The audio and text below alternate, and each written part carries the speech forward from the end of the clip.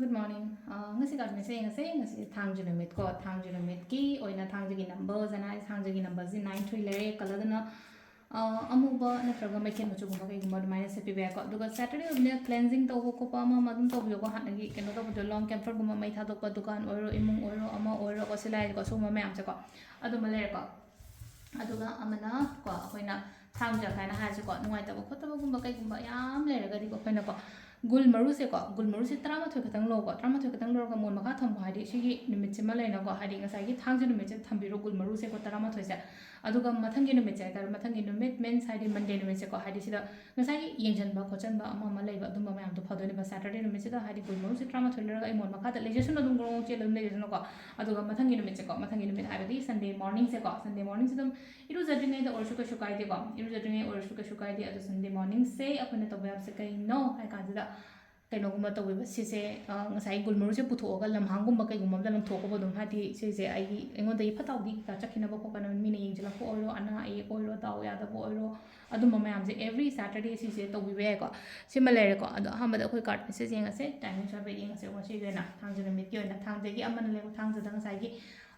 इचम चमनको अदुम अखोई कई हाइगदगे हाइ कांजे black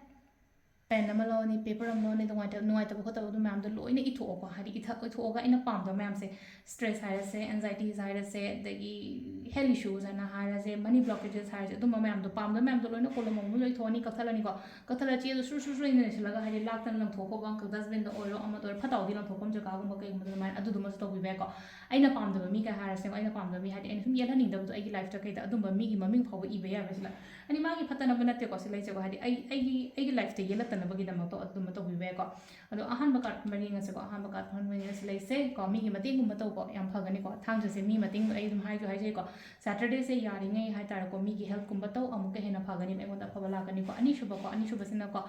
confusion gum ba yam lai ko confusion lai hai ngasi kem to gon dum tumina lai tho du gana hai gum ba kai gum to hai sometimes ai thoi noi ta ko to me apsna ai thaba ingkhang gum ba kai tawning da ba ko ta ba he phaw do du ni ko silai se ko om su ba ko om sina silai ko hai di changes gum ba kai gum ba kar lakani ko ngasi gi me che ngonda ohong ba gum ba kai gum ba kar adumai lak pa piri ko sisina akhigi card ki message le ko timing am la ko timing ni matang na taru ko minute 10 de 3 ka minute yang khitaru phang le ko adagi mutra mata ka minute kun dagi na nungdam gi mari ka minute kun manga phang le adagi mutar ka minute 3 ka minute kun manga phang le re aduga amu nipan ka minute form do de na pung baro ka minute kun 3 nipan phang le ko aduga nongalam dai gi na ohum ka minute 3 de na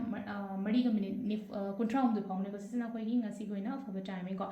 adu sidale re ko gi daily card message se ma'am thank you